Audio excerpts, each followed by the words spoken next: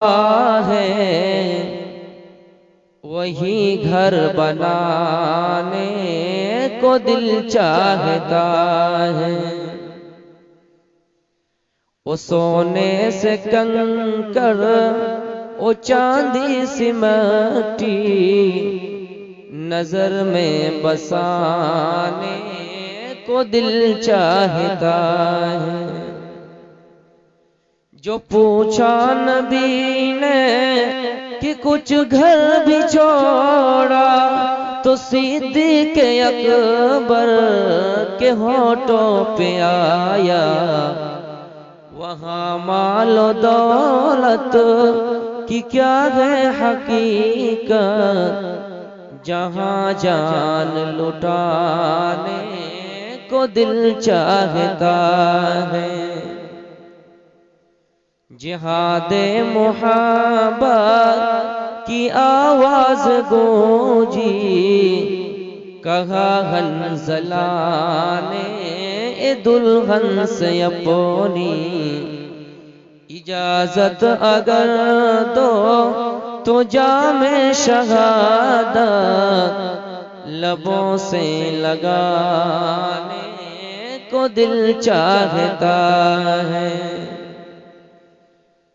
सितारों से ये चाँद कहता है हरदम, तुम्हें क्या पता है वो टुकड़ों का आलम।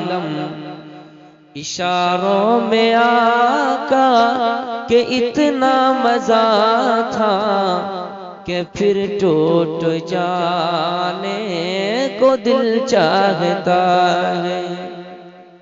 स्टेज पर तशरीफ फरमा उलमाए किराम, सामने बैठे हुए बुजुर्गों, नौजवान साथियों और इस जलसे में शरीक हुई हमारी माओ बहनों, रात काफी हो चुकी है। मैंने कुरान करीम की एक आयत पढ़ी जिसमें अल्लाह रब्बुल आलमीन लोगों को डरा रहा है और ईमान वाले को खास करके कि या अय्युहल्लज़ीना आमनू, ऐ ईमान वालो अल्लाह रब्बुल आलमीन से डरो। वल तंजुर नफ्सुम मा क़द्दमत लिगद, और हर नफ्स को गौर करना चाहिए कि उसने आने वाले दिन के लिए यानी कल कयामत के दिन के लिए कौन सी तैयारी कर रखी है। यहां पर इंसान नहीं कहा, यानी हर नफ्स को यह गौर करना चाहिए कि उसने कल कयामत के दिन के लिए कौन सी तैयारी कर रखी है। एक इंसान जब बिहार से दिल्ली का सफर करता है, जब यहां से कोई केरल मुंबई वगैरह जाता है तो पूरी तैयारी कर लेता है मेरे भाइयों, लेकिन उसको मालूम है कि केरल से वापस आना है, उसको मालूम है कि सऊदी से वापस आना है, लेकिन एक इंसान को यह भी मालूम है कि इस दुनिया को जब अलविदा कह जाए, इस दुनिया को छोड़ जाए और आखिरत की तरफ चले जाए, उस दुनिया की तरफ चले जाए, दुनिया भी जिंदगी को छोड़ के उखरवी जिंदगी की तरफ माइल हो जाए, तो मेरे प्यारे साथी वापस होने का कोई इम्कान नहीं है, वापस होने का कोई रास्ता नहीं है। उसी की तरफ अल्लाह रब्बुल आलमीन याद दिलाता है कि हर नफ्स को गौर करना चाहिए कि उसने आने वाले दिन के लिए कौन सी तैयारी कर रखी है। नफ्स कहा अल्लाह रब्बुल आलमीन ने। मेरे भाइयों, नफ्स किसे कहते हैं? नफ्स का मतलब क्या है? अल्लाह रब्बुल आलमीन फरमाता है व अम्मा मन खाफा मकाम रब्बिही व नहन नफ्सा अनिल हवा फइन्नल जन्नता हियल मअवा। जो इंसान अपने रब के सामने खड़ा होने से डर जाए और अपने ख्वाहिशात को, अपने नफ्स को बुरे रास्ते से रोक ले, यानी नफ्स की गुलामी से आजाद हो जाए, अल्लाह फरमाता है फइन्नल जन्नत हियल मावा, उस इंसान का ठिकाना जन्नत होगी। मेरे भाइयों, यहाँ नफ्स कहा गया कि अगर किसी ने नफ्स को पूरे ख्वाहिशात से रोक लिया, नफ्स की गुलामी से आजाद पा गए, तो अल्लाह रब्बुल आलमीन कहता है कि उसका ठिकाना जन्नत है। इंसान का सबसे बड़ा दुश्मन नफ्स है। शैतान भी बड़ा दुश्मन नहीं है, शैतान हमारा खुल्लम खुल्ला दुश्मन है, लेकिन सबसे बड़ा दुश्मन इंसान का नफ्स होता है। यानी कोई भी इंसान काम करे, चाहे नेकी का काम करें, बुराई के रास्ते पे जाएं, गुनाह का काम करें, सबसे पहले वो बात नफ्स को, मेरे भाइयों, नफ्स में वो बात आके बैठती है और नफ्स आपको ये उभारता है कि ये फला काम करो। तो नफ्स अगर आपको ये कहे कि तुम चोरी करो, तुम बदकारी करो, तुम गलत काम करो, अगर आप उसकी गुलामी से आजाद पा गए तो अल्लाह रब्बुल आलमीन फरमाता है फ़इन्नल जन्नत हियल मावा, ऐसे लोगों का ठिकाना जन्नत है। मेरे प्यारे साथियों, इसी नफ्स के बारे में अल्लाह रब्बुल आलमीन फरमाता है या अय्यतुहन नफ्सुल मुतमइन्ना इरजिई इला रब्बिकी राज़ियतम मर्ज़िया फदखुली फी इबादी वदखुली जन्नती। ऐ लोगों, अगर आपने अपने नफ्स को इत्मीनान वाला बना लिया, आपने अपने नफ्स को मुतमईन कर लिया, ऐसे नफ्स से अल्लाह रब्बुल आलमीन आवाज देगा या अय्यतुहन नफ्सुल मुतमइन्ना इरजिई इला रब्बिकी राज़ियतम मर्ज़िया। ऐ इत्मीनान वाली रूह, ऐ इत्मीनान वाले नफ्स, अपने परवरदिगार की तरफ लौटा, अपने परवरदिगार की तरफ वापस आ जा, इस हाल में कि तू भी अल्लाह से राजी हो जाए और अल्लाह भी तुझसे राजी हो जाए। फदखुली फी इबादी वदखुली जन्नती, फिर मेरे बंदों में दाखिल हो जा और मेरी जन्नत में दाखिल हो जा। मेरे प्यारे साथियों, अगर आपने अपने नफ्स को इत्मीनान कर लिया, आपने अपने नफ्स को मुतमईन कर लिया, तो अल्लाह ऐसे नफ्स से कहेगा क्या है फला नफ्स, अगर इत्मीनान वाकई तू है तो मेरी जन्नत में दाखिल हो जा। मेरे भाइयों, अल्लाह कुरान में कसम खाता है नफ्स की, और नफ्स लव्वामा की कसम खाता है वला उक़सिमु बिन नफ्स लव्वामा। अल्लाह कसम खाता है नफ्स लव्वामा की, यानी मलामत करने वाले नफ्स की। मलामत करने वाले नफ्स से मुराद मुफस्सिरीन का कहना यह है, मेरे भाइयों, जो कुरान का तर्जुमा करते हैं, जो मुफस्सिरीन कुरान का तर्जुमा लिखते हैं, तफसीर करते हैं, वो ये लिखते हैं कि नफ्स से मलामत से मुराद ये है, नफ्स लव्वामा से मुराद ये है कि इंसान अगर कम नेकी करे फिर भी वो अपने नफ्स की मलामत करे, क्या फला नफ्स, तूने मुझे कम नेकी क्यों करवाया, तूने मुझे 1000 क्यों दान दिलवाया जबकि मेरे पास 2000 रुपए देने की ताकत थी। उस नफ्स पर भी मलामत करना है, अगर कम नेकियां करे फिर भी मलामत करना है, अगर कुछ गुनाह हो जाए फिर भी नफ्स की मलामत करना है और कहना है क्या फला नफ्स, तूने मुझे गुनाह करने पर मजबूर क्यों किया, तूने मुझे शराबी के अड्डे में क्यों ले जाया, ऐ नफ्स तूने मुझे शराब क्यों पिलवाया, ऐ नफ्स तूने मुझे चोरी क्यों करवाया, तूने मुझे किसी पर डाका क्यों डलवाया, तूने मुझे किसी को कत्ल करने की, तूने मुझे किसी को कत्ल करने का मुझे तूने तरीका क्यों बताया। मेरे प्यारे साथियों, अगर नेकियां कम करे फिर भी नफ्स की मलामत करे, अगर गुनाह करे फिर भी नफ्स की मलामत करे, ऐसे नफ्स के बारे में अल्लाह कसम खाता है वला उक़सिमु बिन नफ्सिल लव्वामा। अल्लाह कसम खाता है नफ्स लव्वामा की, यानी मलामत करने वाले नफ्स की। मेरे प्यारे साथियों, ये नफ्स की बात थी जो मैंने आपके सामने रखी। हर नफ्स को गौर करना चाहिए कि उसने आने वाले दिन के लिए कौन सी तैयारी करनी है।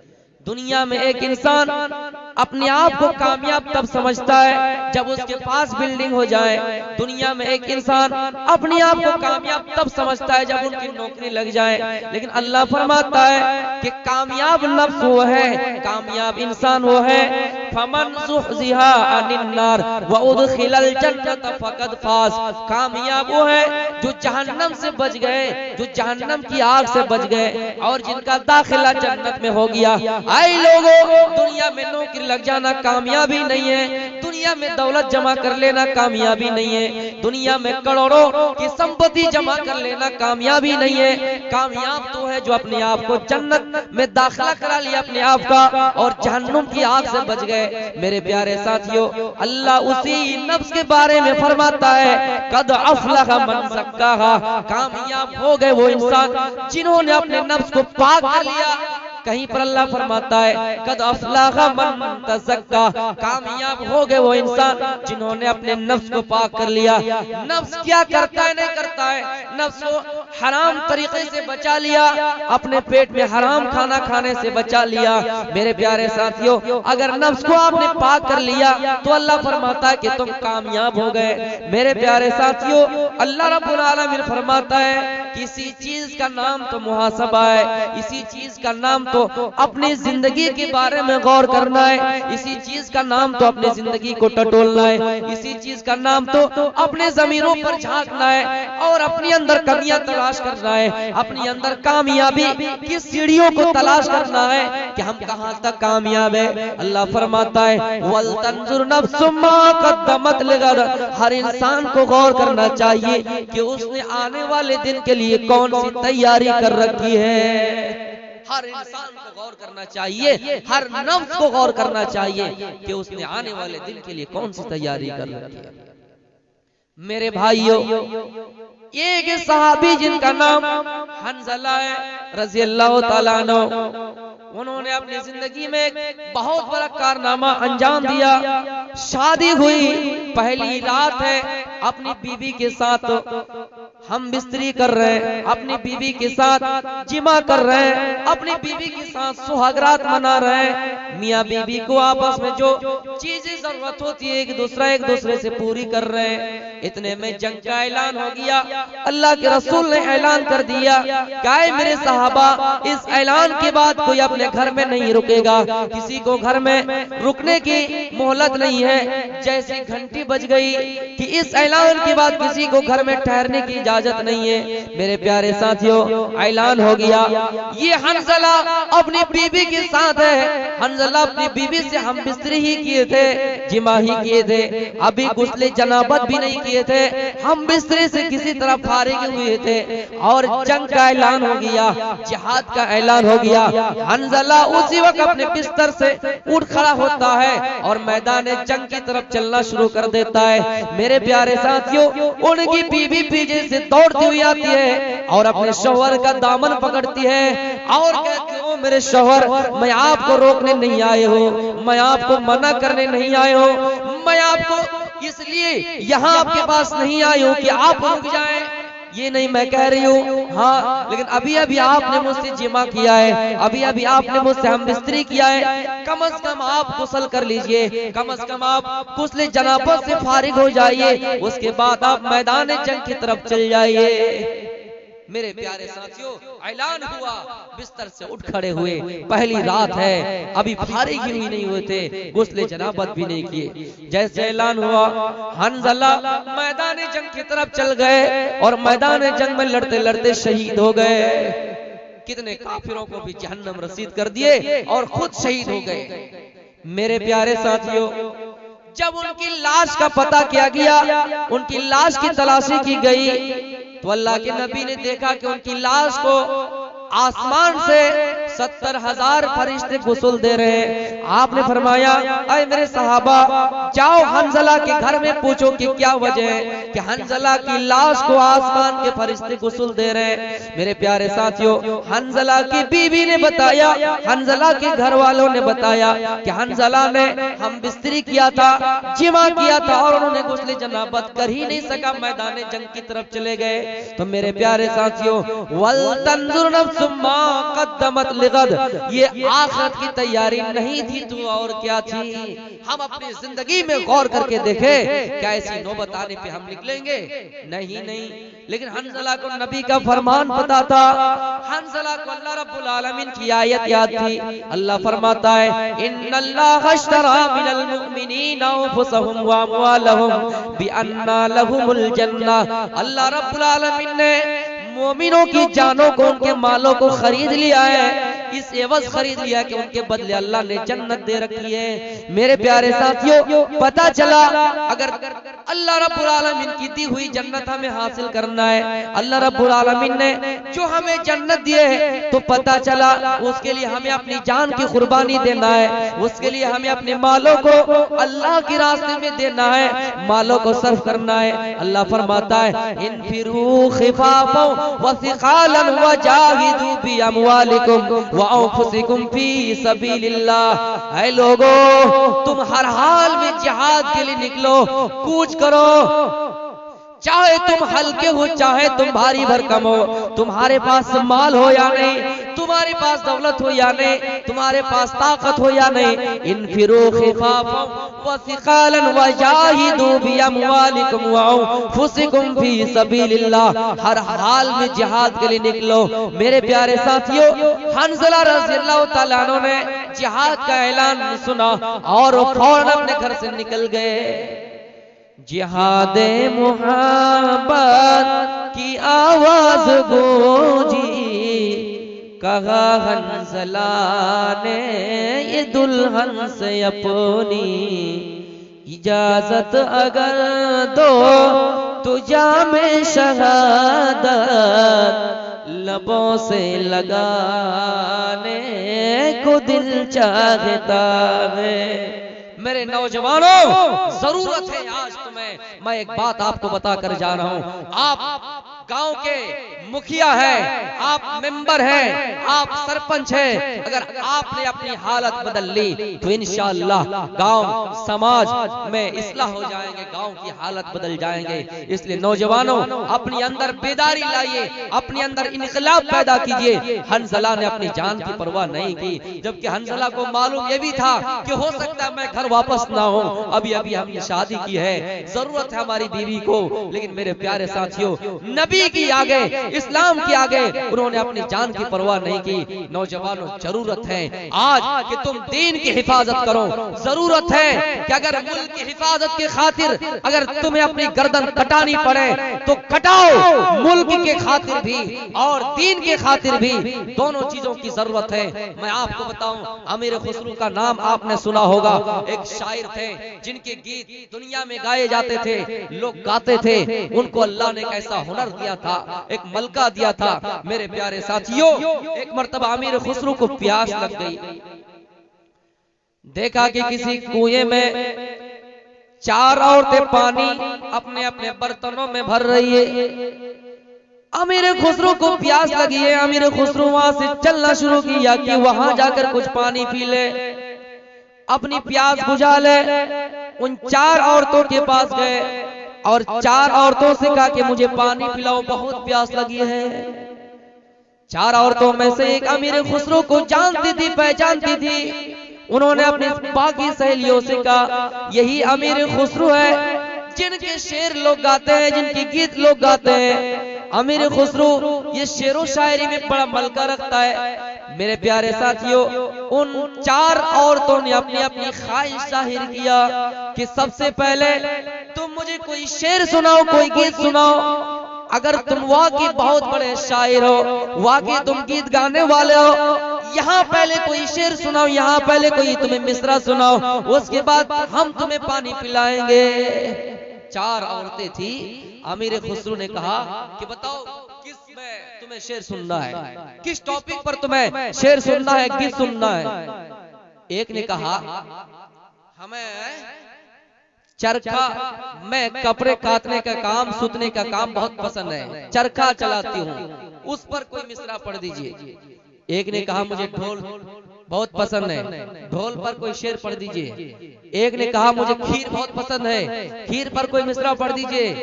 एक ने कहा, मुझे कुत्ता बहुत पसंद है, कुत्ता पर कोई मिसरा पढ़ दीजिए। अमीर खुसरो ने देखा कि प्यास भी लगी है, पानी भी पीना है जल्दी, अगर मैं चारों को एक एक मिसरा सुनाते जाऊं तो काफी टाइम लग जाएगा, देर हो जाएगी और हमको प्यास भी बहुत लगी है। 4 औरतों की ख्वाहिश, फरमाइश एक ही मिसरा में उन्होंने खत्म कर दिया। खीर पकाई जतन से, खीर पकाई जतन से, चरखा दिया जला, आया कुत्ता खा गया, बैठी ढोल बजा, ला पानी पिला। खीर पकाई जतन से, चरखा दिया जला, आया कुत्ता खा गया, तू बैठी ढोल बजा, ला पानी पिला। तो मेरे नौजवानों, आपके अंदर भी ऐसा जज्बा होना है कि अगर आपको खड़ा कर दिया जाए और आपसे पूछा जाए कि अगर भारत में यूसीसी यूनिफॉर्म सिविल कोड अगर लाया जाए तो तुम्हें क्या आपत्ति है, तो आपको ये बताना है कि हम कुरान के मानने वाले हैं, हम इस्लाम के मानने वाले हैं। अगर मजहब इस्लाम से कोई चीज टकराए तो हम उसको पसंद नहीं करेंगे।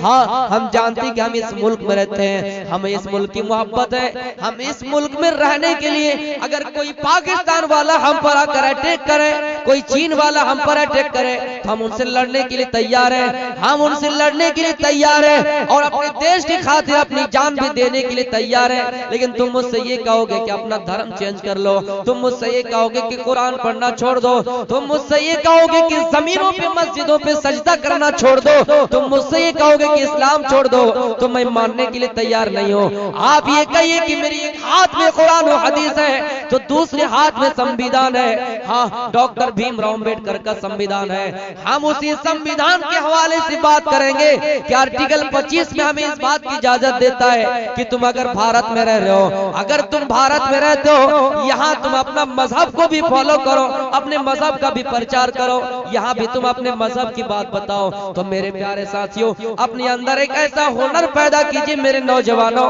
कि अगर आपसे कोई सवाल करे, आप पर कोई ऑब्जेक्शन करे, आप पर कोई एतराज करे, इस्लाम पर एतराज करे और ये कहे कि अगर तुम्हें भारत में रहना है तो यूसीसी सिविल कोड मानने में तुम्हें क्या एतराज है, तो आप ये भी जवाब दें कुरान के हवाले से भी और संविधान के भी हवाले से। नौजवानों, इस वक्त जरूरत है मुसलमानों, मैं आपसे अपील करता हूँ कि आपका एक बच्चा अगर मौलवी बन रहा है तो आप उसी दूसरे बच्चे को संविधान पढ़ाइए, तीसरे बच्चों को आईपीएस बनाइए, चौथे बच्चे को आप साइंसदान बनाइए। हर चीज की हमारे माशरे में, हमारे मुल्क में रहने के लिए हर चीज की जरूरत है। मेरे प्यारे साथियों, अल्लाह रब्बुल आलमीन फरमाता है वल तंजुर नफ्सुम मा क़द्दमत। हर इंसान को गौर करना चाहिए कि उसने आने वाले दिन के लिए कौन सी तैयारी कर रखी है। हज़रत अबू बकर सिद्दीक रज़ियल्लाहु ताला अन्हु और हंज़ला रज़ियल्लाहु ताला अन्हु की मुलाकात होती है। एक दूसरे को सलाम करता है, सलामु अलैकुम, जवाब देता हुआ अलैकुम अस्सलाम। हज़रत अबू बकर सिद्दीक रज़ियल्लाहु ताला अन्हु ने पूछा, हंज़ला क्या हाल है? हंज़ला जवाब देता है कि अबू बकर सिद्दीक क्या बताओ, हंज़ला तो मुनाफिक हो गया है। अबू बकर सिद्दीक ने कहा, हंज़ला कैसी बात कर रहे हो, ये क्यों बात कर रहे हो, कैसे मुनाफिक हो गए हो?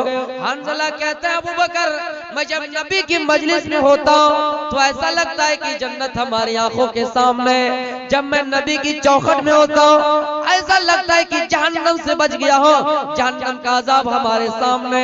लेकिन जब नबी की मजलिस में छोड़ देता हूँ, जब मैं अपनी बीवी के पास चला आता हूँ, जब मैं अपने बच्चों के पास चला आता हूँ, कारोबार में आ जाता हूँ, दुकानदारी में लग जाता हूँ, बिजनेस में लग जाता हूँ, व्यापारी में लग जाता हूँ, दुनियादारी में लग जाता हूँ, तो थोड़ी देर के लिए जन्नत को भूल जाता हूँ, जहन्नम को भूल जाता हूँ, अज़ाब कब्र याद नहीं रहती है, इसलिए मुझे लगता है कि मैं मुनाफिक हो गया हूँ। अबू बकर सिद्दीक कहते हैं, हंज़ला वही हाल मेरा भी है। अय हंज़ला, मैं जब नबी की मजलिस में होता हूँ मुझे ऐसा लगता है कि जन्नत आंखों के सामने है, लेकिन जब नबी की मजलिस छोड़ देता हूँ तो जन्नत याद नहीं रहती है।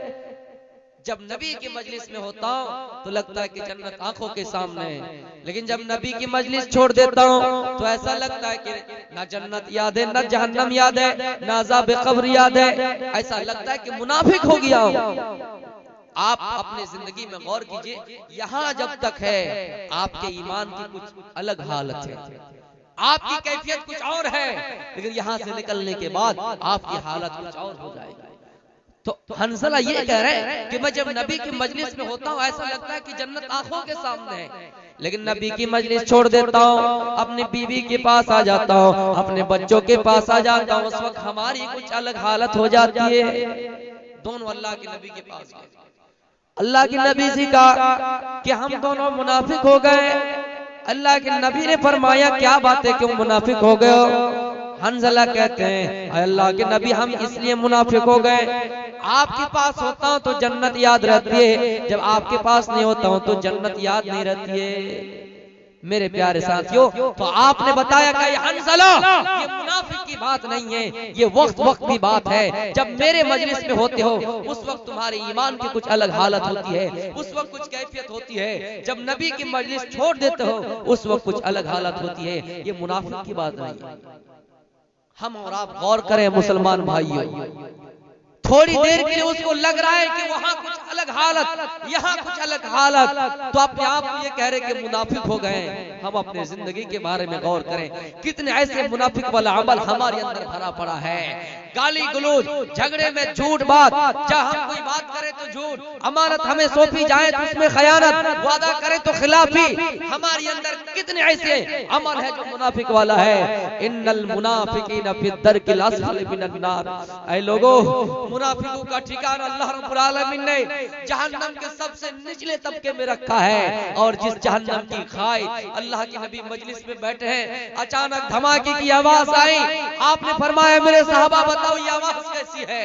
सहाबा ने कहा अल्लाह के रसूल, अल्लाह और उसके रसूल बेहतर जानते हैं। आपने फरमाया ओ मेरे सहाबा, आज से 70 साल पहले जहन्नम में एक पत्थर फेंका गया था, धीरे धीरे वो जाते जाते आज जहन्नम की तह तक पहुंचा है, जहन्नम की गहराई तक पहुंचा है। अगर मुनाफिक वाला अमल है आपके अंदर, अल्लाह के वास्ते छोड़ दीजिए। मेरे नौजवानों, बुजुर्गों, मेरे भाइयों, इस जलसे में आई हुई हमारी माओ बहनों, मुनाफिक वाला अमल है तो आप छोड़ दीजिए। जहन्नम अगर मिल भी जाए, लेकिन अगर मुनाफिक वाला रहे तो आपको जहन्नम के सबसे निचले तबके में जगह मिलेगी।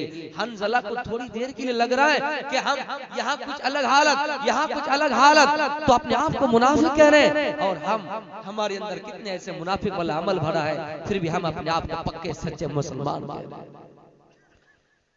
वल तंजुर नफ्सुम मा कद्दमत लिगद। हर इंसान को गौर करना चाहिए कि उसने आने वाले दिन के लिए कौन सी तैयारी कर रखी है। कुरान में अल्लाह रब्बुल आलमीन फरमाता है या अय्युहल्लज़ीना आमनू कू अंफुसकुम व अहलीकुम नारा। ईमान वालों, अपने आप को जहन्नम की आग से बचाओ और अपने कुंबे कबीलों को भी जहन्नम की आग से बचाओ। हजरत अबू बकर सिद्दीक रज़ियल्लाहु ताला अन्हु का एक गुलाम था और उन्होंने अपने गुलाम से ये कह दिया था कि ओ मेरे गुलाम, तुम दिन भर मजदूरी करो, दिन भर तुम पिलवा मार्केट जाओ, दिन भर तुम किशनगंज जाओ, दिन भर तुम ठाकुरगंज जाओ, और जितना कमा कर लाओ, अगर तुमने 100 रुपया भी कमाया तो हमें आकर 5% दे देना, 10% दे देना। अगर 100 रुपया कमा किया है तो 10 रुपया हमें दे देना, 5 रुपया हमें दे देना। वही गुलाम अपने मामूल के मुताबिक काम क्या करता था, जब कमा कर लाते थे तो अबू बकर सिद्दीक रज़ियल्लाहु ताला अन्हु उनसे पूछा करते थे कि ओ गुलाम, बताओ ये माल तुमने कहां से कमाया, किसी से तुमने तो छीना नहीं। अय गुलाम, ये बताओ कि तुमने कहीं चोरी तो नहीं किया। अय मेरे गुलाम, ये बताओ कि कहीं तुमने किसी के ऊपर डाका तो नहीं डाला। रोजाना पूछा करते थे। लेकिन एक दिन ऐसा हुआ कि अबू बकर सिद्दीक ने अपने गुलाम से नहीं पूछा कि वो खाना कहां से लाया, वो खजूर कहां से लाए, और अबू बकर सिद्दीक रज़ियल्लाहु ताला अन्हु ने उसको खा लिया। एक दिन पूछा नहीं और खा लिया। जब खा लिया तो उसके गुलाम ने पूछा कि अबू बकर, अय मेरे मालिक, क्या आप जानते कि ये चीज कैसी थी? कहा नहीं नहीं, बताओ ये कैसी थी। उसके गुलाम ने कहा कि अबू बकर, अय मेरे मालिक, रास्ते में कुछ सालों पहले, कुछ महीनों पहले एक आदमी गुजर रहा था, मैंने कहानत गढ़ी थी। मिसाल के तौर पर एक आदमी अपनी बीवी के साथ सफर कर रहा था और उसकी बीवी के पेट में हमल था, बच्चा था। उसने मुझसे पूछा कि बताओ पेट में क्या है। मैंने कह दिया कि बेटा है, और कुछ दिनों बाद उसका बेटा हो गया। उन्होंने खुशी के मारे मुझे इनाम देने आया और मैंने इनाम ले लिया और मैंने आपको लाकर पेश कर दिया और आपने खा लिया। यानी आए मेरे मालिक, गोया कि मैंने कहानत गढ़ी थी, मैंने कहानत गढ़ी थी, और कहानत का ये एवज है, कहानत का ये रुपया है, कहानत का ये माल है, और आपको दिया और आपने उसको भी खा लिया। हालांकि मुझे कहानत से कोई शुद्ध बुद्ध नहीं है। मेरे प्यारे साथियों, कहानत हरामत करी हुई चीज से अगर कोई आपको इवज दे माल दे, वो आपके लिए खाना जायज नहीं है, वो आपके लिए खाना हलाल नहीं है। मैंने कहानत गढ़ी थी, उन्होंने मुझे इनाम दिया, मैंने लाकर आपको दिया, आपके हवाले में पेश किया, आपकी खिदमत में आपके हवाले किया और आपने उसे खा लिया बगैर पूछे। जैसे अबू बकर सिद्दीक को पता चला कि हराम का एक लुकमा था, हराम का खाना था, अबू बकर सिद्दीक रज़ी अल्लाह तआला अन्हु ने अपने दोनों अपने उंगलियों को हलक में डाला, मुंह में डाला और कई करना शुरू कर दिया। अपने उंगली को हलक में डालता गया और इतना डाला जब तक अबू बकर को यकीन न हो गया कि जितना खाया तब बाहर आ गया है, तब तक उंगली डालता गया, हलक में डालता गया और कई करता गया। मेरे प्यारे साथियों, ये अपनी जिंदगी में एक टाइम का खाना था और एक लम्हा का खाना था, चंद खजूरें थी। हम और आप गौर करें कि हमारी जिंदगियां कितनी भरी पड़ी है। अल्लाह के नबी फरमाते हैं मेरे प्यारे साथियों, अगर किसी ने एक टाइम एक लुकमा भी हराम का खा लिया, उसकी 40 रोज तक कोई इबादत कबूल नहीं होगी। और जिस इंसान की परवरिश सूद से हो, जिस इंसान को पाला पोसा सूद से गया हो, उसके लिए जहन्नम बेहतर है, उसके लिए आग बेहतर है। हम अपनी जिंदगी में गौर करें कि हमारी जिंदगियां कितनी भरी पड़ी है। अबू बकर सिद्दीक को किस चीज की फिक्र थी? वल तंजुर नफ्सुम मा क़द्दमत लिगद। हर इंसान को गौर करना चाहिए कि उसने आने वाले दिन के लिए कौन सी तैयारी कर रखी है। अबू बकर को यही फिक्र थी, तो फिक्र आखिरत थी कि एक टाइम का हराम खाना खाया तो दिल की दुनिया बदल गए और उन्होंने जितना खाना खाया था तमाम खाना को बाहर कर दिया। मेरे प्यारे साथियों, गौर कीजिए, हम अपनी जिंदगी का जायजा लें। जिंदगी में हम कहां तक कामयाब है, जिंदगी का हिसाब लगा लें। अल्लाह के नबी फरमाते कि ऐ लोगों, कुन फिद दुनिया का अन्नका गरीबुन औ आबिरु सबील। दुनिया में इस तरह रहो जिस तरह एक मुसाफिर चलता हुआ है और थोड़ी देर आराम के लिए किसी सायेदार जगह में बैठ जाए। ये पिंडाल लगा हुआ है, यहाँ साया हासिल करने के लिए बैठ जाए, लेकिन उसको चलना ही आखिर है। आराम करने के बाद चलना शुरू कर देता है। मेरे भाइयों, ये दुनिया उसी तरह है। हम और आप इस दुनिया में हमेशा रहने के लिए नहीं आए। इन्ना जहन्नम कानत मेरे सौदा, जहन्नम घात में, जहन्नम इंतजार की जगह, जहन्नम दुश्मनों का इंतजार कर रही है, जहन्नम काफिरों का इंतजार कर रही है, जहन्नम मुशरिकों का इंतजार कर रही है, जहन्नम बदकारों का इंतजार कर रही है।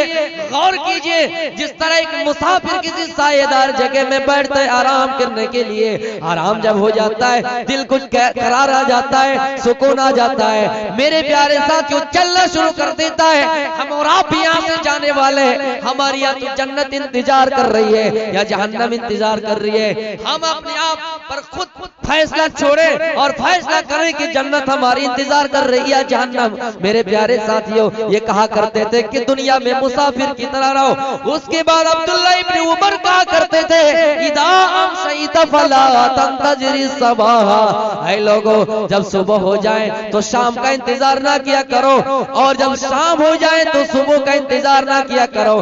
शाम है, आप बिस्तर पे सोने गए, तकिया लगा हुआ है सिरहाने पे, आप अपने तकिया को सिरहाने पे लगा दिए, अपने रुखसार पे थोड़ी देर के लिए हाथ रखे और सोचिए ये जो दिन गुजरा सुबह से लेकर शाम तक हमारी कितनी नेकियां हैं, हमने कितने गुनाह के काम किए हैं। आप अपनी जिंदगी का फैसला कीजिए। ये सोचिए कि हो सकता है सुबह का सूरज देखने मिले या ना मिले। सुबह हो जाए तो फिर थोड़ी देर के लिए सोचे कि हमने रात गुजारी है, ये शाम से लेकर सुबह तक हमने गुजारी है, कितनी नेकियां हमने किए। मेरे भाइयों, रातों में हमने कितनी बुराइयां की है, मोबाइलों को हाथ में लेकर कितने लोगों को गलत मैसेज किया है। मेरे भाइयों, अपनी जिंदगी में गौर करें, कितने लोगों को ठेस पहुंचाया है, हमने अपनी जात से कितने लोगों को तकलीफ पहुंचाए।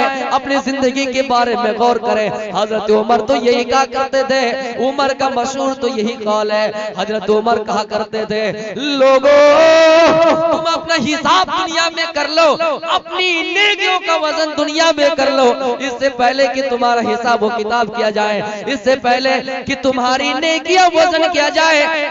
अम्मा मन थकुलत मवाज़ीनुहु फहुवा फी ईशतिर रादिया, अगर ज्यादा हो जाए तो जन्नत ठिकाना है। वो अम्मा मन खफ्फत मवाज़ीनुहु फउम्मुहु हाविया, कम पड़ जाए, नेकियां कम हो जाए, तराजू हल्का हो जाए तो मेरे भाइयों फउम्मुहु हाविया, तो आपका ठिकाना हाविया है। नारुन हामिया, दहकती हुई आग है। मेरे प्यारे साथियों, उमर कहा करते थे कि अपना हिसाब दुनिया में लगा लो, अपनी नेकियों का वजन दुनिया में कर लो, इससे पहले कि तुम्हारा हिसाब किताब हो जाए, इससे पहले कि तुम्हारी नेकियां तोली जाए, इससे पहले कि तुम्हें पेश किया जाए, सबसे बड़ी पेशी होने वाली है। इसलिए दुनिया में अपने आप को पेश करो। मेरे प्यारे साथियों, गौर करें कि हम अपनी जिंदगी में कहां तक कामयाब है।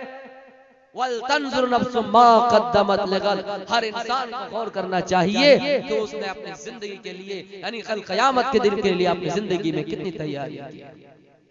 हजरत उमर फारूक रज़ियल्लाहु ताला अन्हु की तैयारी, कुरान हाथ में, रमजान का महीना आने वाला है। मेरी माओ बहनों, आप भी गौर से सुने, आप भी कुरान 2 से 3 मरतबा पढ़ ही डालेंगे।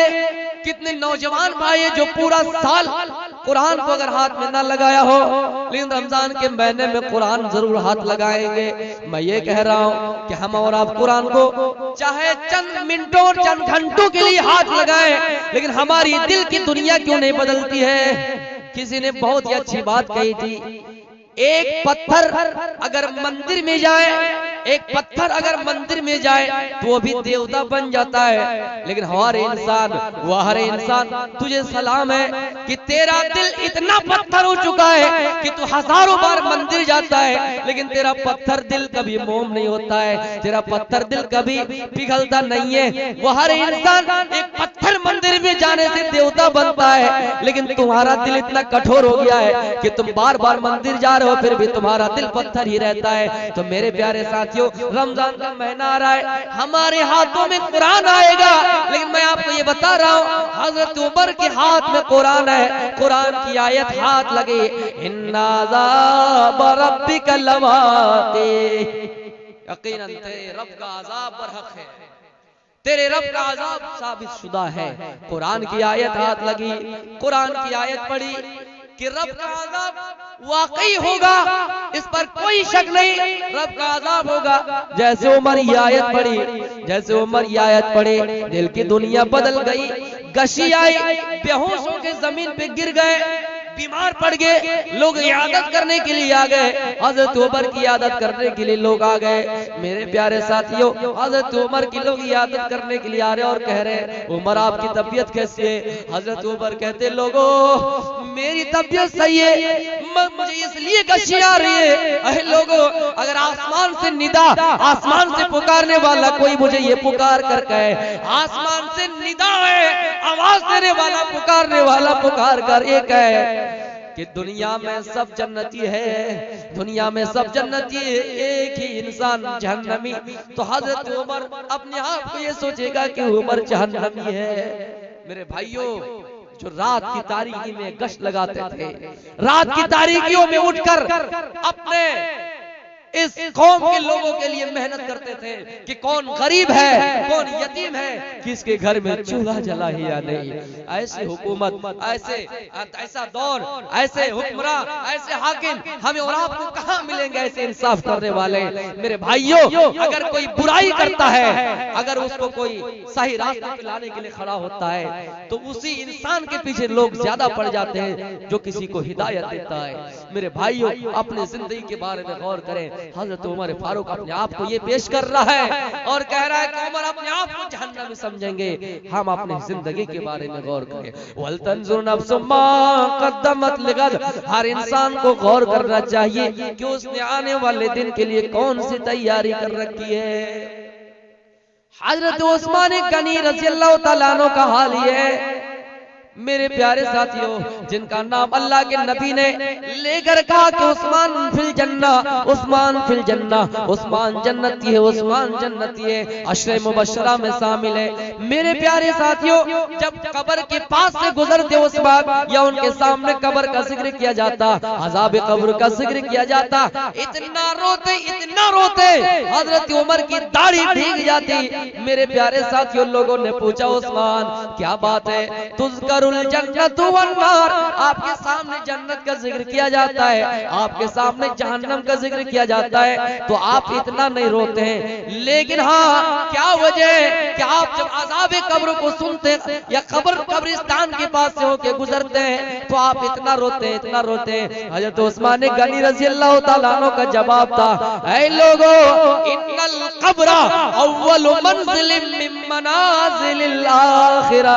ये जो कब्र है आखिरत की मंजिलों में पहली मंजिल है। यहाँ अगर कोई पास हो गया तो बाकी मंजिलें आसानी से पास हो जाएंगे। मेरे प्यारे साथियों, अगर आप पहले ही जिना में फंस जाएं तो आगे की जिना में आप कैसे चढ़ेंगे?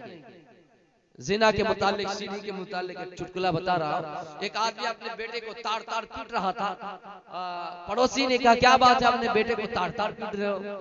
उसने कहा कमबख्त को मैंने कहा था कि छत पे चढ़ोगे तो एक एक जिना छोड़ के चढ़ना ताकि चप्पल कम घिसे। इन्होंने 3-4 जिना छोड़ छोड़ के चढ़ा, कुर्ता पाजामा सब फाड़ दिया। मैं 50 रुपए बचाने के खातिर मेरा 500 रुपए का नुकसान हो गया। तो मेरे भाइयों, अगर पहला जीना आसानी से पार कर सकिएगा तो आगे का जीना हमारे लिए आसान होगा। हमें और आपको जरूरत है हम दुनिया भी संभाले, दीन भी संभाले और आखिरत की भी तैयारी करें। कौन कहता माल नहीं कमाइए, लेकिन आखिरत पर तरजीह नहीं दीजिए। मेरे भाइयों, अफसोस के साथ कहना पड़ रहा है कि लोग दुनियावी मामलात में इतना गिर चुके हैं, दुनियावी मामलात में इतना गिर चुके हैं कि आपस में एक दूसरे को काटने के लिए तैयार है, आपस में अपने घर में आग लगाने को तैयार है। ये बात आप कैसे कह सकते हैं यकीन से कि कोई अपना घर नहीं जलाएगा? अपना घर से मुराद एक मुसलमान दूसरे मुसलमान का घर जलाएगा। जरूरत है हमें और आपको इत्तेहाद व इत्तेफाक का सबूत पेश करने की। मेरे प्यारे साथियों, बहुत दिन तक हम लड़े, बहुत दिन तक हमारे अंदर विवाद रहा। आप देख रहे हैं आए दिन मुकर्रिरों की, आए दिन मौलवियों की, हम टीवियों पर, हम रेडियो पर, हम अखबारों पर ये देख रहे हैं, पढ़ रहे हैं, सुन रहे हैं कि आए दिन लोगों की गिरफ्तारी हो रही है। इसलिए नौजवानों, आपसे अपील है कि आप अगर कोई इस तरह का मामला पेश आता है, आप बढ़ चढ़कर हिस्सा लीजिए। ये भी दीन का एक हिस्सा है। अगर कौम के उलमा बचे रहे तो आप समझ जाइए कि ये दुनिया जिंदा है, वरना अगर उलमा चले गए तो आप ये समझ जाइए कि ये दुनिया अंधी हो चुकी है, ये दुनिया काना हो चुकी है, ये दुनिया लंगड़ी हो चुकी है। इसलिए हमें और आपको जरूरत है कि हम इत्तेहाद और इत्तेफाक के प्लेटफॉर्म पे आए। आपको एक बता दूं, जब अहले हदीस का कोई आलिम गिरफ्तार हुआ, पकड़ा गया, तो दूसरे मसलक वालों ने खुशियां मनाई। अब वही मसलक के कोई अगर आलिम पकड़े जाएं तो क्या अहले हदीस उसकी खुशियां मनाए, उस पर, उसकी गिरफ्तारी पर खुशियां मनाए? नहीं, हम ये नहीं देखेंगे यहाँ पर कि कौन क्या है। हमें और आपको सिर्फ मीम से मतलब होगा, सिर्फ मुसलमानों से मतलब होगा। ना हम सुन्नियों में उलझते हैं, ना बरेलवियों में उलझते हैं। हम सब के कातिलों को मीम से मतलब होते हैं। हमारा दुश्मन ये नहीं देखता है कि कौन क्या है, हमारा दुश्मन ये नहीं देखता है कि कौन किस मकतबे फिक्र का है। हमारे दुश्मन को मुसलमान से मतलब होता है। जरूरत है मेरे भाइयों, हम एक प्लेटफॉर्म पे आए। हमारे समाज में, हमारे गांव में जिस चीज की कमियां और कोताहियां है, आपस में एक जगह बैठे और आपसी चीजों को हल करें। और मैं आपको एक चीज बता के जा रहा हूँ मेरे भाइयों, आपको अफसोस के साथ कहना पड़ रहा है, हम हुकूकुल्लाह तो बयान कर देते हैं, नमाज रोजा तो बयान कर देते हैं, इस पर हम घंटों तकरीर कर देते हैं, लेकिन हुकूकुल इबाद पर कोई तकरीर करने के लिए तैयार नहीं है। हुकूकुल इबाद ज्यादा जरूरी है। अगर बंदे से कोई तकलीफ मिल जाए, तकलीफ पहुंच जाए, जब तक बंदा को माफ ना करे, अल्लाह माफ करने वाला नहीं है। मुसलमानों, तुम्हें अल्लाह रब्बुल आलमीन ने कहा है कि इन्नमल मुमिनूना इख्वा, एक एक मोमिन दूसरे मोमिन का भाई है, मुसलमान आपस में भाई भाई हैं, अल मुस्लिम अखुल मुस्लिम, मुसलमान मुसलमान का भाई है। फिर हमारा ये ज़मीर कैसे गवारा करता है कि एक हमारे हाथ से दूसरा मुसलमान तकलीफ पहुंचे दूसरे मुसलमान को। मेरे भाइयों, इन चीजों पर भी तकरीर होनी चाहिए। बंदा बंदे को अगर माफ न करे, अल्लाह माफ करने वाला नहीं है। मैंने कुछ इशारतन आपसे बात कह दी मेरे प्यारे साथियों। अब मैं 2-3 बातें कह के अपनी तकरीर को खत्म करूंगा। 1:15 होने जा रहा है, 15 मिनट कह के मैं अपनी तकरीर को खत्म करूंगा। अल्लाह रब्बुल आलमीन से दुआ है कि अल्लाह रब्बुल आलमीन इस तरह इस जलसे को कबूल अता फरमाए और पूरी रात कबूल अता फरमाए। जितने लोग इसमें दान दिए हैं, ताउन किए हैं, अल्लाह रब्बुल आलमीन उन ताउन को कबूल अता फरमाए। नेक नियत से, नेक इरादे से मस्जिद में ताउन किए हैं, अल्लाह रब्बुल आलमीन सबका मकसद पूरा करें, सबको अपने मकसद में कामयाब बनाए, इस मस्जिद की तामीर और तरक्की हो। हम और आप आए दिन सुनते ये भी हैं कि फला जगह पे मस्जिद हमसे छीन ली गई। अभी उत्तर प्रदेश में मैंने उसका खुद मुशाहिदा किया, मैंने खुद उसका दौरा किया। ज्ञानवापी मस्जिद, जिनको शाही मस्जिद के नाम से जाना जाता है, मेरे प्यारे साथियों, वहां पर भी बातिल हुकूमत ने पूजा की इजाजत दे दी है। हम और आप नहीं जानते हैं, घर में बैठे हैं। हमें और आपको जानना जरूरी है, सबको जानना जरूरी है कि एक मस्जिद जो हमसे छीन ली गई, दूसरी मस्जिद जिसमें इबादतें होने लगी, कम से कम जो मस्जिदें हैं उनको तो हम आबाद करें। मेरे प्यारे साथियों, अल्लाह रब्बुल आलमीन फरमाता है, या अय्युहल्लज़ीना आमनुत्तकुल्लाह वल तंजुर नफ्सुम मा क़द्दमत लिगद। हर इंसान को ये गौर करना चाहिए कि उसने आने वाले दिन के लिए कौन सी तैयारी कर रखी है। ये एक इंसान बुढ़ापे की आलम में पहुंचता है, उनकी शादी हो गई, उन्होंने शादी में जैसा रोल अदा किया नहीं किया, उनका जमाना गुजर गया, उनका दौर गुजर गया, लेकिन उनके बेटे का दौर आया, उनके पोते का दौर आया। अब वो बूढ़े, अब वो बुजुर्ग ये चाहते कि मेरे बेटे की शादी में भी माल लिया जाए। मेरे प्यारे साथियों, अल्लाह के नबी सल्लल्लाहु अलैहि वसल्लम फरमाते कि मेरे भाइयों, आप तुम दिया करो, माल दिया करो, ना कि लिया करो। हजरत उमर फरमाया करते थे, सबसे बड़ा जाहिल और सबसे बड़ा नादान वो है जो अपनी जिंदगी को बर्बाद करे और दूसरी की जिंदगी को कामयाब बनाए। यानी आप अपने बेटे के लिए माल ले रहे हैं, आप अपने बेटे के लिए दौलत ले रहे हैं, आप अपने बेटे के लिए गाड़ी ले रहे हैं। वो आपकी गाड़ी नहीं है, वो माल आपका नहीं है, वो माल आपके बेटे का है, वो गाड़ी आपकी बेटे की है। आप अपनी दुनिया कमाने की खातिर अपनी आखिरत को क्यों बर्बाद कर रहे हैं? दूसरे की जिंदगी बनाने की खातिर अपनी जिंदगी को क्यों बर्बाद कर रहे हैं? मेरे प्यारे साथियों, गौर कीजिए, अल्लाह फरमाता है, अल्लाहुमुत्तकासुर हत्ता ज़ुरतुमुल मकाबिर। है मेरे बंदो, तुम दुनिया में तुम माल की ज्यादती के पीछे पड़ गए, तुम हुस्न जमाल की ज्यादती के पीछे पड़ गए, तुम ओहदे के पीछे पड़ गए। तुम्हें तकासुर ने इतना गाफिल कर दिया, इतना गाफिल कर दिया, हत्ता ज़ुरतुमुल मकाबिर, यहाँ तक कि तुम कब्रिस्तान जा पहुंचे। तुम कब्रिस्तान चले गए, फिर भी तुम्हें माल तुम्हें याद आ रहा है, तुम माल करते करते कब्रिस्तान पहुंच गए। मेरे प्यारे साथियों, अगर अपनी जिंदगी को कामयाब बनाना है तो अपनी जिंदगी के बारे में गौर करें, अपनी जिंदगी का जायजा लें कि आप जब शादी करने के लिए जाते हैं या अपने बच्चों की शादी कराने के लिए जाते हैं, अपने बेटे का निकाह कराने के लिए जाते हैं, तो आप वहाँ खूबसूरती देखते हैं, न माल देखते हैं, न दौलत देखते हैं, न इल्म देखते हैं। आप अपनी जिंदगी का फैसला खुद करें। अगर आप वाकई माल देखते हैं तो मेरे भाइयों, आप दुनिया देख रहे हैं, आप दीनदारी नहीं देख रहे, आप माल देख रहे हैं। अल्हाकुमुत्तकासुर हत्ता ज़ुरतुमुल मकाबिर। दुनिया के माल और दौलत के पीछे इतना पड़ गए कि यहाँ तक कि तुम कब्रिस्तान जा पहुंचे। अल्लाह के नबी सल्लल्लाहु अलैहि वसल्लम का हाल है कि अल्लाह के नबी ने अपने आप को जहन्नम की आग से बचाया और अपने कुंबे कबीलों को भी जहन्नम की आग से बचाया। हम दुनिया में कामयाब अगर हो जाए तो अपने परिवार को भी कामयाब बनाना है, अपने फैमिली को भी कामयाब बनाना है, अपनी जिंदगी के बारे में गौर करना है। दुनिया में जब हम गौर करते हैं तो ये हमें बर्दाश्त नहीं होता है कि हमारे बेटे को कोई नाजायज थप्पड़ मार दे हमें बर्दाश्त नहीं होता है, उस वक्त हमारी गैरत पैदा हो जाती है। हमारे बेटे को अगर कोई काला पानी की सजा दे दे तो हमें बर्दाश्त नहीं होता है। हमारे बेटे को कोई अगर मार दे, हमारे बेटे को कोई अगर कुएं में डाल दे, कोई आग में लिटा दे तो हमें बर्दाश्त नहीं होता है। लेकिन ऐ मेरे नौजवानों, ऐ मेरे बुजुर्गों, ऐ मेरे समाज वालों, ऐ मुसलमान भाइयों, आपको फिर ये कैसे गवारा होगा कि जहन्नम में आपकी औलाद जलेगी। इसलिए अल्लाह फरमाता है खू अंफुसकुम व अहलीकुम नारा, कि अपने आप को भी जहन्नम की आग से बचाओ और अपने परिवार को भी जहन्नम की आग से बचाओ।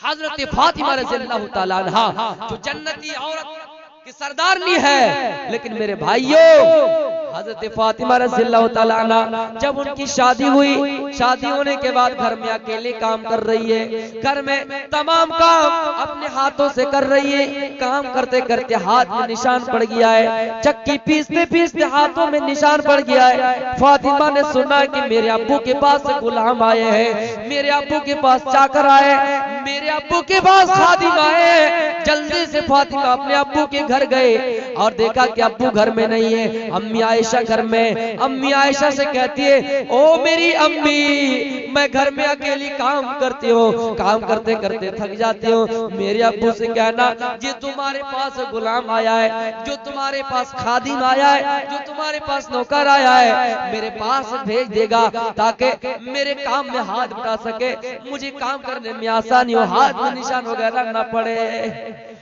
अल्लाह के नबी घर में आए, अम्मी आयशा ने बताया कि आपकी बेटी आई थी, आप फौरन आपके घर आए, अम्मी फातिमा के घर आए। हजरत अली भी मौजूद है, फातिमा भी मौजूद है। आपने फातिमा और अली से कहा ओ मेरी बेटी, ओ मेरे दामाद, मैं आपके पास चल कर आया हूँ। मैंने सुना है कि आपने गुलाम मांगा है, मैंने सुना है कि आपने नौकर मांगा है, मैंने सुना है कि आपने लौंडी मांगी है। लौंडी मेरे पास है, बांदी मेरे पास है, मेरे पास गुलाम है, लेकिन मैं आपको नहीं दे सकता। अपनी बेटी से कह रहे हैं मैं आपको नहीं दे सकता। किस लिए नहीं दे सकता? क्योंकि उस गुलाम को बेचना है, बेचकर कुछ दिरहम और दिनार की जरूरत है। मेरे मदरसे में कुछ स्टूडेंट्स पढ़ रहे हैं, कुछ स्टूडेंट तालीम हासिल कर रहे हैं, असातिज़ा की तनख्वाहें बाकी हैं, उन पर खर्च किया जाएगा। ओ मेरी बेटी, इस वक्त मैं तुम्हें गुलाम नहीं दे सकता। मेरे भाइयों गौर कीजिए कि अपनी बेटी का पेट काटा, अब नहीं चाहा कि मेरी बेटी को गुलाम मिल जाए, मेरी बेटी आराम दे वाली जिंदगी गुजारे। मेरे प्यारे साथियों, हम और आप अपनी बेटी के लिए, अपने बेटे के लिए जायज रास्ता और हलाल रास्ता तो छोड़िए, नाजायज और हराम रास्ते भी इख्तियार करने के लिए तैयार हैं। अल्लाह के नबी सल्लल्लाहु अलैहि वसल्लम बता रहे फातिमा मैं तुम्हें गुलाम नहीं दे सकता, लेकिन बेहतर उससे एक बात बता रहा हूँ, उसको अगर तुम अमल में लाओ तो इंशाअल्लाह उससे बेहतर तुम्हें बदला मिल जाएगा। कहा वो क्या चीज है? अल्लाह के नबी ने फरमाया आप लोग याद कर लीजिए, जितने लोग यहाँ आए हैं मेरे भाई जो जानते हैं, जो नहीं जानते उनसे मेरी अपील है कम से कम इस चीज को आप सीख के जाइए, मेरा जलसा कामयाब हो जाएगा। मैं अल्लाह की बारगाह इलाही में हाजिर होकर कह सकूंगा या अल्लाह, मैं जितने लोग बैठे थे मैंने ये बात बताई थी, कोई तरह एक बंदा अमल कर लिया था। अल्लाह के नबी ने फरमाया ओ मेरी बेटी, जब तुम बिस्तर पे आओ, बिस्तर पे सोने के लिए आओ, जब तुम सोने के लिए बिस्तर पे आओ तो ये दुआ पढ़ लो 33 बार सुभान अल्लाह, 33 बार अल्हम्दुलिल्लाह, 34 बार अल्लाहु अकबर। जब ये दुआ पढ़कर सो जाओगे, जब ये दुआ पढ़कर सो जाओगे, दिन भर की सारी थकावटें दूर हो जाएंगी, दिन भर के सारे थकान दूर हो जाएंगे। तुम्हें गुलाम की जरूरत नहीं है, तुम्हें नौकर की जरूरत नहीं है। तो मेरे प्यारे साथियों, अल्लाह के नबी सल्लल्लाहु अलैहि वसल्लम ने ये नहीं देखा कि मेरी बेटी है तो मैं अपनी बेटी को दुनिया में चाहे जहां से लाऊं कमा कर अपनी बेटी की ख्वाहिश पूरी कर दूं। इसी तरह अल्लाह के नबी सल्लल्लाहु अलैहि वसल्लम अपनी बेटी के घर गए एक मर्तबा, और आपने नाराजगी का इजहार करते हुए घर से वापस आ गया। बेटी ये समझ गई कि अब नाराजगी का इजहार करते हुए मेरे घर से वापस हो गए। हजरत अली से कहा आप जाइए और मेरे अब्बू से पूछिए कि क्या वजह है, क्या बात है कि आप मेरे घर से वापस हो गए। जल्दी से गए और आपने अल्लाह के नबी से कहा कि क्या बात है कि आप मेरे घर से वापस आ गए। आपने फरमाया ओ अली, मेरी बेटी फातिमा है, मैं अपनी बेटी का घर गया, दरवाजे पहुंचा तो देखा कि एक डिजाइनदार चादर लटक रही है, एक डिजाइनदार पर्दा लटक रहा है। ओ अली, मैं नहीं चाहता हूँ कि मेरी बेटी दुनिया में ऐशो-इशरत की जिंदगी गुजारे। ओ अली, मैं नहीं चाहता हूँ कि मेरी बेटी दुनिया में ऐश करे। ओ अली, मैं नहीं चाहता हूँ कि मेरी बेटी दुनिया के रंग रलियों के पीछे पड़े। मेरे भाइयों, गौर कीजिए कि हम जिंदगी में कहां तक कामयाब है, हमने अपने बच्चों को कहां तक तरबियत दी है, हमने अपनी बेटियों की तरबियत कहां तक की है। मेरे प्यारे साथियों, अगर आपकी बेटी आपको जन्नत ले जा सकती है, वही बेटी आपको जहन्नम ले जाने में भी मददगार हो जाएगी, वही बेटी आपको जहन्नम में भी ले जाने में मदद कर जाएगी। मेरे प्यारे साथियों, बेटियां अगर आपको जन्नत ले जाएंगे, लेकिन वही बेटियां अगर आप उनकी तरबियत नहीं करेंगे, अगर आप उन्हें दीनी तालीम नहीं देंगे, मेरे प्यारे साथियों, तो वही बेटी आपको जहन्नम ले जाने में मददगार हो जाएंगी। इसलिए बेटियों की तरबियत जरूरी है। अगर हमने अपनी बेटियों को पढ़ाया, तालीम दिए, तरबियत दिए, मेरे प्यारे साथियों, आए दिन पहले तो ये सुनते थे, धीरे धीरे 10 में बदला, सैकड़ों में बदला, हजारों में बदल गए, लाखों केस अब ऐसे आ रहे हैं कि मुसलमान लड़कियां मुर्तद हो रही है। और ये झूठी बात नहीं है, ये अफवाह नहीं है, हकीकत पर मबनी है मेरे भाइयों, कि मुसलमान लड़कियां कॉलेजों से, यूनिवर्सिटियों से गैरों के साथ फरार हो रही है, मुर्तद हो रही है। मुर्तद का ठिकाना जहन्नम है, खालिदीन फिया, जहन्नम में जो हमेशा रहेंगे। मेरे प्यारे साथियों, क्या आप ये चाहते कि आपकी बेटी की लाश को दुनिया में जला दिया जाए और फिर किसी समंदर में बहा दिया जाए? नहीं। आज अफसोस का मकाम है कि हमारी कौम की बेटियों को, हमारी कौम की लड़कियों को बताना पड़ रहा है कि इस्लाम क्या है। मेरे भाइयों, कुर्बान जाइए, एक दौर था, एक जमाना था कि हमारी कौम की लड़कियां, हमारी कौम की बेटियां, हमारी कौम की माएं, हमारी कौम की बहनें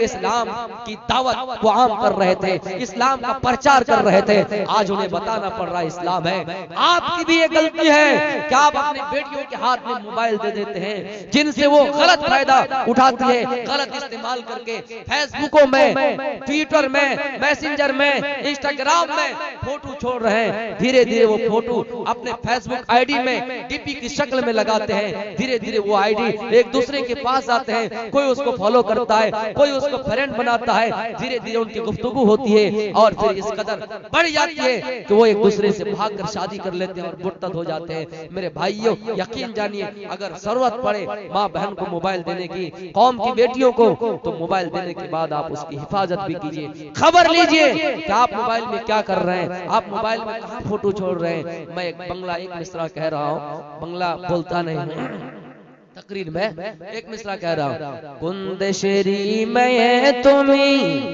कुंदेशेरी मैं तुम्हें, কেমন তোমার বাপ, ফেসবুকেতে ছবি ছেড়ে করছো কেন পাপ, কোন দেশেরই মেয়ে তুমি, কেমন তোমার বাপ, ফেসবুকেতে ছবি ছেড়ে করছো কেন পাপ। तो मेरे भाइयों, अगर आप दे ही रहे, जरूरत है तो आप उसकी देखरेख भी कीजिए। जरूरत है, कौम की बेटियां पढ़ेगी, तालीम याफ्ता होगी तो पूरे खानदान को पढ़ाएगी। मैं अपनी तकरीर को यही से खत्म करता हूँ। आखिर में अल्लाह रब्बुल आलमीन से दुआ है, बारी अल्लाह हम सब तमाम मुसलमानों की हिफाजत अता फरमा। जो लोग मुसीबत में हैं उनकी मुसीबत को दूर कर दे, हमारे मुल्क की हालात को साजगार बना दे, अपने हिफ्ज़ व अमान में रख। वमा अलैना इल्लल बलागुल मुबीन। वाखिर दावाना अल्हम्दुलिल्लाहि रब्बिल आलमीन। अस्सलामु अलैकुम व रहमतुल्लाहि व बरकातुहू।